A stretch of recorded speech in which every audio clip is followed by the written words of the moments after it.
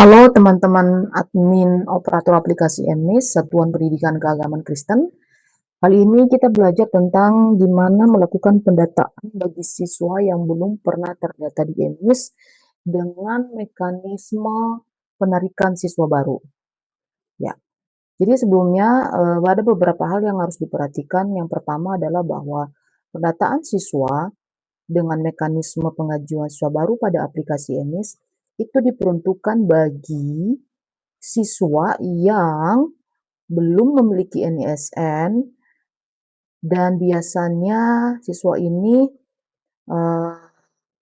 baru masuk di kelas awal ya, yaitu di kelas 1 tingkat dasar ataupun di jenjang PAUD seperti itu. Nah, dengan catatan bahwa siswa ini memang belum pernah terdata pada sistem pendataan dan belum memiliki NIS. Nah, standarnya untuk pengajuan siswa baru ini ya, akan dilakukan saat siswa itu mulai mengikuti pembelajaran di kelas 1 pada satuan pendidikan jenjang SD gitu atau SD TK seperti itu ya. Nah, kemudian diperhatikan bahwa eh, pengajuan ini biasanya pada umumnya untuk kelas 1 SD TK gitu ya, apabila siswa di kelas 1 itu belum pernah mengikuti pembelajaran pada jenjang PAUD atau TK sebelumnya dan di jenjang TK atau PAUD sebelumnya juga belum diterbitkan NISN-nya. Maka di kelas 1 SD, operator bisa melakukan pendataan dengan mekanisme pengajuan siswa baru. Seperti itu ya. Lalu bagaimana dengan siswa kelas 2, kelas 3? Nah, sesuai dengan surat edaran yang terbit pada tahun 2025 itu per Juli gitu ya. Nah, bahwa untuk memitigasi adanya siswa-siswa yang berada di tingkat lanjut, lalu kemudian sekolah baru mengurus NISN-nya, baru mengikuti aplikasi pendataan, maka uh, untuk kebaikan story rekam didik siswa, maka pengajuan atau pendataan siswa baru dilakukan maksimal di kelas kelas atau tingkat kelas 5 pada jenjang SD.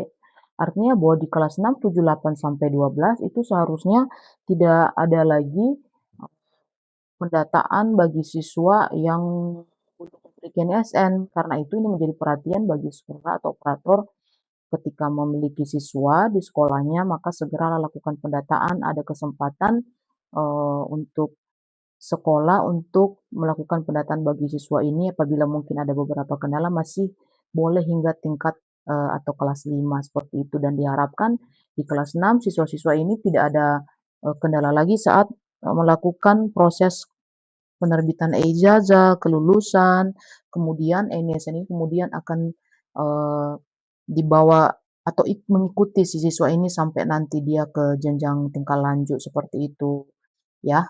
Oke, kita langsung aja. Mari kita masuk ke emis gitu ya. Masuk emis.kemana.go.id. Kemudian teman-teman bisa melakukan klik pada fitur siswa, kemudian klik tombol pengajuan siswa baru.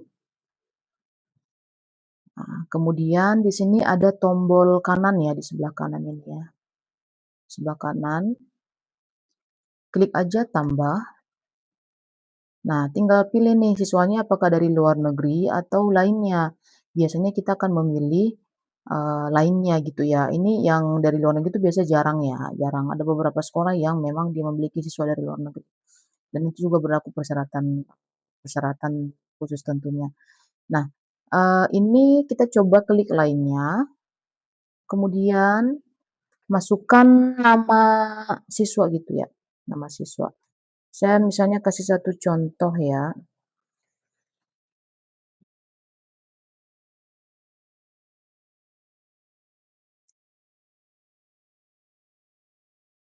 Nah, perhatikan baik-baik saat teman-teman melakukan pendataan melalui mekanisme pengajuan siswa baru, yang dilakukan adalah mulai mengisi formulirnya gitu ya, ada formulir yang disilakan oleh sistem, silakan diisi seperti nama lengkap gitu ya. Nama lengkap itu diisi berdasarkan nama yang tertera pada kartu keluarga siswa. Sama juga dengan tempat tanggal lahirnya, coba perhatikan, tentunya berarti operator harus sudah memiliki, eee, kartu keluarga gitu ya, kalau belum punya silakan koordinasi dengan orang tua siswa gitu. Oh, tempat lahirnya,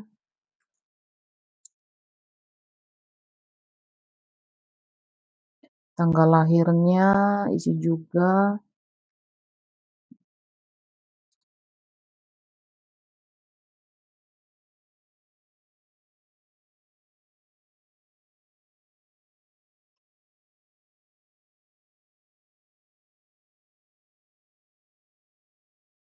Nah, ini contoh ya. Nah, nanti kemudian setelah ngisi form di halaman ini, ak eee, kemudian tombol selanjutnya ini akan berwarna biru, kemudian lakukan klik selanjutnya, oke. Lalu kemudian teman-teman melakukan pengisian formulir yang ada di sini. Tanggal masuknya misalnya ini kan anggap dia kelas 1 ya saat ini ya, biasanya tanggal tanggal 13 gitu ya, 13 Juli 2026, informasi pendidikan asal, saya masukin aja misalnya SD Ceria, kemudian, oke.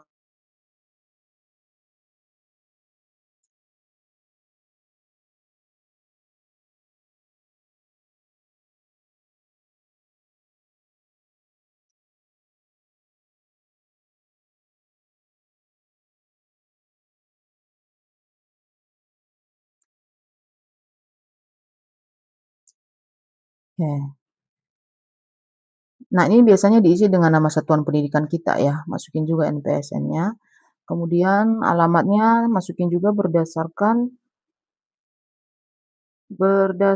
yang ada di Kakak gitu ya. Kelasnya kelas 1,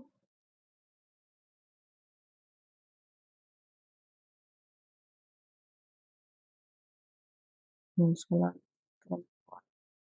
Perhatikan semua data diinput berdasarkan data yang ada di Dukcapil, karena nanti kalau misalnya dia nggak padan, siswa ini nanti kan kalau dia kelas 1 itu kan, nanti dia ketika kita melakukan pendataan, di-approve, kemudian dia otomatis akan terbit NISN apabila dia tidak residu gitu ya.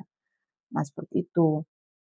Karena itu perhatikan baik-baik input data sesuai dengan data yang ada pada Dukcapil gitu ya. Kemudian untuk siswa kelas 1 klik di sini tidak punya NISN, karena kalau misalnya kita nggak, ini biasanya berlaku untuk siswa tingkat lanjut ya. Misalnya kelas 2, kelas 3, tapi itu, aturan khusus berlaku seperti itu. Nah, yang saya arahkan saat ini adalah untuk siswa kelas 1 yang memang benar-benar, dia baru masuk di kelas 1 di, eee, sekolah kita gitu ya, seperti itu. Klik checklist tidak punya NISN. Nah, kemudian di sini seharusnya NIK-nya itu jangan di-checklist juga gitu ya, karena NIK ini kan, harus diisi ya. Nah, kenapa NIK harus diisi? Biasanya ada beberapa operator yang mengajukan siswa baru tapi dia nggak mengisi NIK. NIK ini penting, nanti dia akan terintegrasi pemadanan dengan data Dukcapil.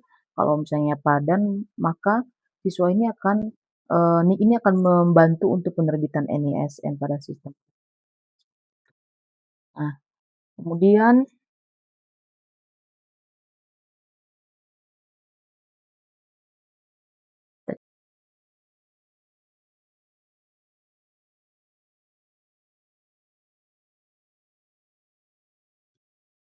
oke, ini opsional untuk nomor handphone bisa tidak diisi. Nah, kemudian dokumen pendukungnya silakan mengajukan Kakaknya ya. Untuk siswa kelas 1 cukup mengunggah kartu keluarga siswa yang, jelas gitu, jangan buram gitu ya, seperti itu. Nah, bagaimana kalau untuk siswa kelas 2, kelas 3, kelas 4, kelas 5? Untuk siswa kelas 2, 4, dan 5 itu berlaku dokumen tambahan seperti itu. Jadi apabila dia di kelas 1 kan cukup mengunggah kakak gitu ya. Tetapi untuk kelas 2, 3, 4, 5 belum pernah terdata di EMIS atau di penataan manapun dan belum memiliki NISN. Apabila Bapak Ibu mau mendatanya dengan mekanisme baru, itu diperbolehkan dengan catatan selain kartu keluarga, harus mengunggah yang pertama selain kartu keluarga adalah surat dari kepala sekolah yang menyatakan surat pernyataan dari kepala sekolah yang menyatakan bahwa siswa ini benar aktif pada satuan pendidikan Bapak Ibu, seperti itu. Nanti pakai materai gitu ya. Kemudian, berikutnya diunggah juga file berupa, kalau misalnya nih dia kelas 2 gitu ya, unggah rapor kelas 1 dan kelas 2. Gitu, itu tiap semesternya diunggah. Kalau misalnya kelas 3 berarti tambahkan lagi unggah rapor kelas, 1, kelas 2 gitu tiap semesternya. Kalau dia kelas 5 gimana? Unggah rapornya dari kelas 1 sampai kelas 4. Apabila dia di pengajuannya di semester genap kelas 5-nya, maka ajukan atau unggah dokumen rapor dari kelas 1 sampai kelas 5 semester ganjil. Jadi disesuaikan gitu ya. Kenapa itu harus diunggah?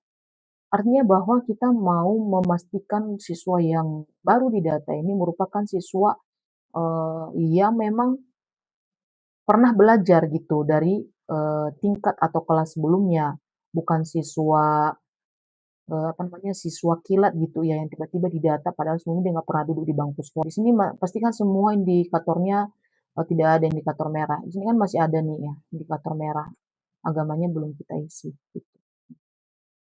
Oke. Jadi, setelah kita isi semua datanya, kita tinggal klik simpan, gitu ya, klik simpan. Kita tunggu beberapa saat sampai nanti data yang sudah kita simpan ini berhasil tersimpan. Nah, ini muncul notif dari sistemnya peserta didik berhasil ditambahkan. Klik tutup. Nah, kita coba lihat siswa yang sudah diajukan tadi telah tampil di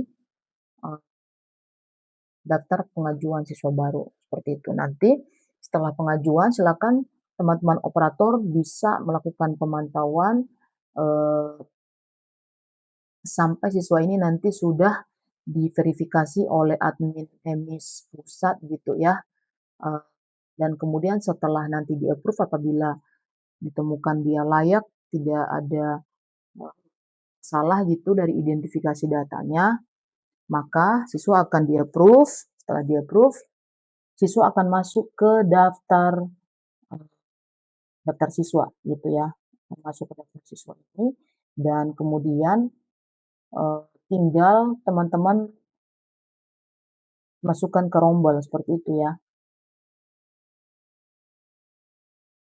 Oke, demikian pembelajaran kita kali ini, semoga bermanfaat dan salam satu data, tetap semangat.